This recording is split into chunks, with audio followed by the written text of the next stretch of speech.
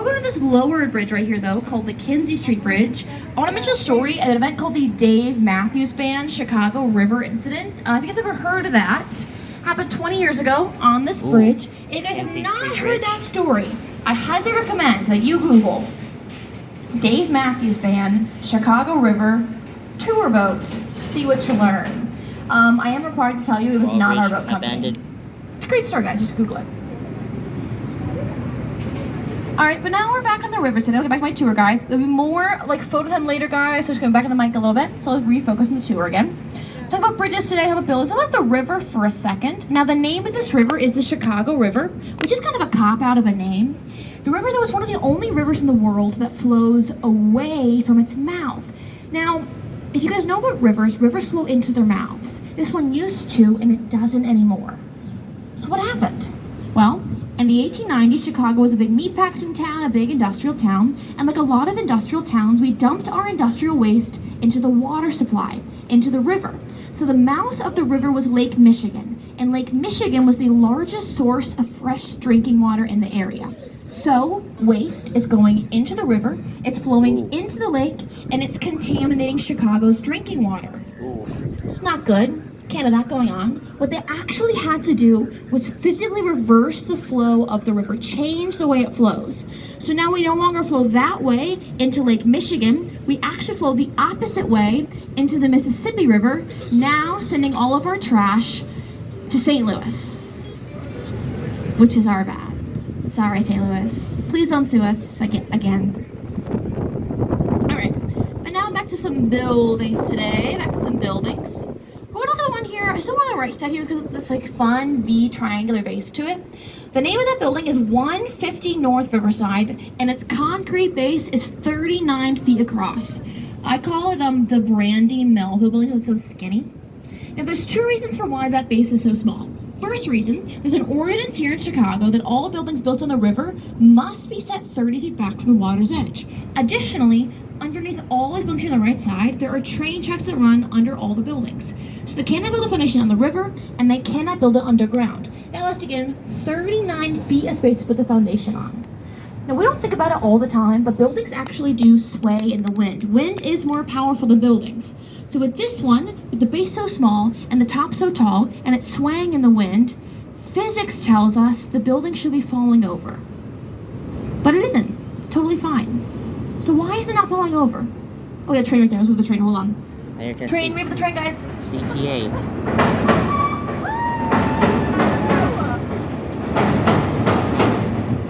That is my favorite pastime on the river, guys, is waving at the trains. It's so fun. Okay, anyways. How is this building not falling over? It's a really good engineering principle to use, a principle called inertial slosh dampers. So the way that works is, and the top floor of this building is 150,000 gallons of water. And as the wind is pushing the building in one direction, the water in those gallons sloshes the other way. So the wind goes one way, the water goes the other way. The wind goes one way, the water goes the other way. And the effect that it has is stabilizing this building, keeping it upright, keeping it from falling and crushing an unsuspecting tour group. That's right, guys, today we are safe from falling buildings. Thank an engineer for that one. Speaking of falling buildings, here on the right past the bridge is the former headquarters for the company Boeing. Nothing else to say, I just want to do a little Boeing burn. Go to the left side now. 110 North Left past the bridge is a glass building, our second glass on the look. Here comes Randolph Street. So here on the left again, these like steel pylons at the base of it, and 30-foot back roll. Bank of And America. this building here is called the Bank of America building, built in the year 2017. Now this is more contextualist style architecture, right? Context of the surroundings. The context here is the sky. So look at the way that those windows are so mirrored. It kind of goes like sky, window, sky seamlessly into one. It's not perfect, but look at the skies. Look at that amazing mirrored effect right there. It looks so lovely today. I will confess, I don't love this style. I don't love contextualism. I think it was really well done in this one in particular. I think it was really well done here. I really love those like the clouds in the windows right there. It looks great. All right, newer architecture. Here we kind of look at Art Deco Canyon right here.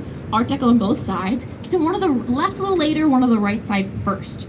Now one on the right is called 2 North Riverside Plaza, formerly home to the Chicago Daily News. It's again Art Deco. Washington It has those Boulevard 3 Bridge. things we see in all Art Deco buildings. We see 3 things in all Art Deco buildings. We see windows that create vertical racing stripes to draw your eye to the top height of the building. We see exteriors of limestone and setbacks up top. Windows, limestone, setbacks. Now this style again, huge in the US, huge in Chicago, really, really short-lived as a movement. What happens to Art Deco architecture? Well, it's about timing. So this style starts in the late 1920s, right? And think about history. The 30s brings the Great Depression, the 40s brings World War II. So we get this style of architecture, and then for the next 2 decades, we're too broke and too busy to care about architecture. As a matter of fact, post-Art Deco, there's almost no new office buildings, no new styles of architecture for the next 30 years. We get this, a little bit of stuff in the 1950s, but no real major movements until the 1960s. So, Lyric Oak the 60s Bridge, roll around, Madison Street we want to Bridge. have some fun, want to shake things up architecturally. What do we do to have fun in the 60s of architecture?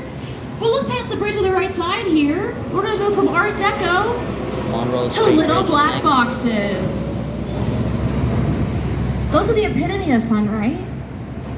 This building here is called Gateway 1. The next one's called Gateway 2. They're examples of a style known as black box modernism, also called Miesian architecture, or just modernism in general. It came from an architect named Ludwig Mies van der Rohe. Now, Mies van der Rohe is actually my favorite architect, and he's the father of this style, which is known as the modernist movement. But I kind of bet you're looking at them, and you're thinking, yeah, and they're boring. Which is fair, right? Think what you want to think. I do kind of encourage you though, look at them kind of in this way. If you had seen no new styles of architecture in 30 years, and the only thing that you knew before these was that over-the-top ornateness of the Art Deco and Victorian movement, these would have been the coolest things in the world. They're sleek, they're simple, they're modern. We're sick of them now, sure, we're used to them, they're pretty overdone. But 60 years ago, they were totally one of a kind and totally unique. All right, guys. Hydration break. Hydration, everybody. Drink some water. I love that. Great work, guys. All right, so this is the 60s. Now in the 70s, we're going to leave behind the little black boxes for white boxes. They're so crazy in the 70s. Well, there on the right is called Gateway 3. That style of architecture is known as the international style. It's called that because kind of the idea of it is that you can go anywhere in the world and see buildings just like this one. Like, I would take a minute here. Can you picture the skyline of your hometown for a second? You probably have one of those buildings. Listen, I grew up in Indiana. It's like the only building they have in Indiana. It's like, seriously, they have one of those, they have the dunes, they have a Starbucks, and the rest is cornfields. That's it, that's all I have. Oh, Indiana. All right, 70s boring, go to the 80s next. Here on the right, tall with a curve in it, an 80s building called Gateway 4, and that is, of course, done in contextualist style architecture. The curve in the building mimics the curve we see in the river, and the windows even have a wavy glass effect meant to mimic the waves we see in the water itself. So with this building and with this style, we are fully caught up. It has been 40 years of continuous contextualism, 40 years of one style, which, you know, it changed a little bit. Behind it, there's a more modern example of contextualism. It's still kind of that same idea, though, that same glass building, same glass effect. I don't know about you, but I'm sick of it. I want them to shape things up architecturally. Like, I want to live in a modern version of a medieval castle. I want to live, like, in a sand castle or a spaceship or a dinosaur. Let's shake things up, architects. Come on. All right. Oh, more shade from this bridge. I love a little bridge shade. So nice. Go to the left side, though, past the bridge. Not the building itself. I want you to look at this mural painted on the side of it. So the beautiful mural is a little map of the river. Gets you all 3 branches on the map. And that little red dot on the map is us. It's a "You Are Here" map, like one you'd see at a mall. So if that's us, where's the hot topic, you know? I need ripped jeans and a Supernatural t-shirt. That joke is for me, guys. That's a joke for myself. I got one of those. Van Buren Street. Moving along, looking at from maps to movies. If you recognize the stone building there on the right, maybe you're a fan of Batman. That is Gotham City Bank from the opening scene of The Dark Knight. I know. A lot of like the Christopher Nolan Batman's filmed here. I'm right in that building. Guys, Heath Ledger was inside of that building. The Pope maybe also was there. We don't know for sure though. Now in the film, it was a bank. It's not a bank in real life. In real life, it is the old main post office. It is one huge post office serving the whole Chicagoland area, or was back in the day. The building is so large, the highway runs through it. It's pretty crazy. Look out. Now, it was a post office from the 30s to the 90s. It closed in the 90s. The building is still here, though. It is not torn down, right? Listen, in Chicago, we want to save our buildings whenever we possibly can. Buildings that started off as a post office, and then became a regular office, could have once been a refrigerator, and then became an apartment complex, could have once been a bank, and then became an apartment complex, could have once been a school, and then became an apartment complex. At a certain point, every building in Chicago is going to be apartments. I can prove that one. I can prove. Congress Parkway is the next street. All right, water break under this bridge right here, Loud Bridge.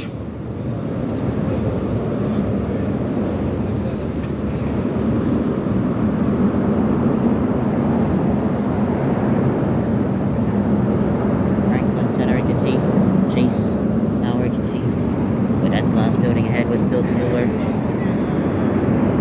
Thank God for that breeze, guys. Oh, I'd save our lives. All right. We're now farther on the South Branch today, farther North Branch and South Branch. This area here, I will admit, there's not a lot going on, right? It's kind of an empty area. What I kind of like to point out in this area and look at here is kind of the growth of Chicago. Chicago's a pretty young city. We're only 187 years old, which kind of means the best is still ahead of us. There's so much growth still ahead of us in our future.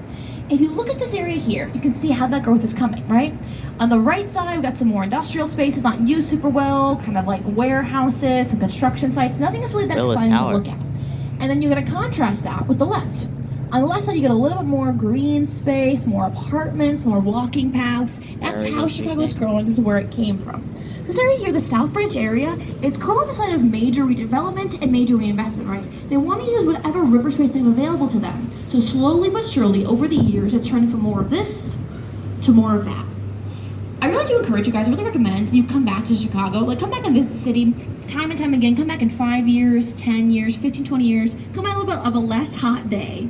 See the river again, see how much it's changed, how much it's evolved, how much it's grown over time. There's so much growth ahead of us. Wow. An example of it, actually, so currently there are 77 neighborhoods in Chicago. They want to build the 78th neighborhood called the 78. It takes some time to do that, though. Bureaucracy is so real in Chicago. It's actually pretty crazy. But they want to build it on the left side, past the next bridge, in the 78th neighborhood. There's been one thing approved for it so far. The Chicago Fire, the football club in Chicago, got approved for their football stadium down there, which is very cool, very exciting things. They're talking about moving the Chicago White Sox stadium from their current home to the area. I am a huge White Sox fan. And also a White Sox fan? Yeah. You guys know who else is a White Sox fan? The Pope. Listen, they might be the worst ranked team in modern MLB history, but now God's on our side. So we might win 2 games this year. Anyways, maybe the stadium kind of down from the area, like up to that area up here, which I don't think will actually happen. But I did see a poster after the new stadium. They was putting a TV screen on the side of it, so boats on the river could watch White Sox games, which is a great idea. Okay, imagine it's like 5 years in the future. You like have a boat because you're a millionaire. Take your boat out on the river and you watch a baseball game on your boat. Like, what a great night. That's like a perfect night right there. Oh. Anyways, back to buildings. Here on the left side, this beautiful one that I call a concrete honeycomb. It's kind of what it looks like. Its official name is River City.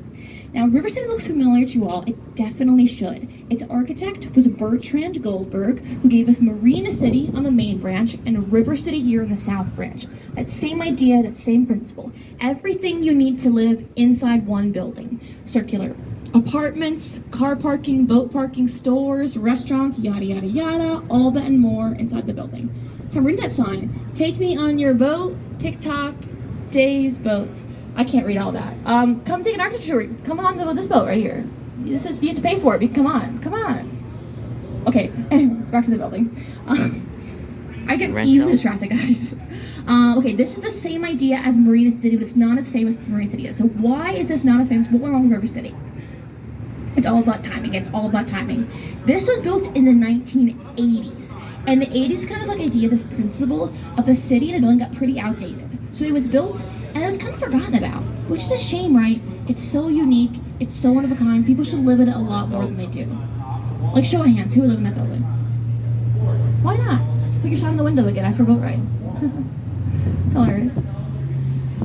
Alright, look at that one on the right side, though. Next building over here on the right with the two smokestacks on top of it. That's called the Union Power Station. People always ask me about it. They always want to know if it's important and if it's haunted. Important, I'm going to say probably not. Haunted, I'm going to say probably yes. It was a coal power station back in the day. Opened in the 1930s, closed in 2011. Closed pretty recently. And since it closed, they should be happy with it is. They want to save it if they can, right? It's cool to look at. But it's in this kind of weird area. It's hard to get access to. It's falling apart, so they have no idea what to do with it or how to save it. So I want to turn to all of you guys. I want to ask, does anybody have any idea what to do with this building? Apartments. Classic. Would you live at those apartments? Would you live at that building of apartments? I don't think I would. I think it's not enough windows. Any other ideas? Is it too hot to answer? That's okay too. I'll give you some ideas. Ideas I get a lot. I get distillery, I get brewery, I get nightclub. I love nightclub. I think it's a great answer, nightclub. I get museum, I get blow it up a lot, which I'm like, come on, TV tours if you blow it up. The best answer I got though, let's get the answer, Spirit Halloween, which was really good. That was a good answer. You guys can see as we pull forward to it, like on the right side here, like, I mean, literally it's being held up in a netted bag. It's falling apart so quickly. We'll see if it falls apart before it finds out what to do with it. We'll see what happens. Water break. I forgot to mention earlier, I'm not an architect. I'm a history major. I studied history in college. What that means for me is like the way that I look at the world through historical lens, or look at the way that history impacts the way things are the way they are. And with Chicago's architecture, history impacts so much about the way that it is, right? Look at the outside. It's amazing. Oh my gosh, this is beautiful today. The blue water, the clear blue sky, the building's all the way up. This is a great, amazing building. Great view. As you look at it, there's about Chicago's history that impacted why it is built the way that it is. The story is going to be the 1871 Great Chicago Fire. And you know, maybe you guys know that story, maybe you know it, maybe you don't. If you don't know it, the story goes a little something like this. On a late October evening in 1871, a fire broke out at Irish-American immigrant Catherine O'Leary's barn and caused devastation in Chicago. Now,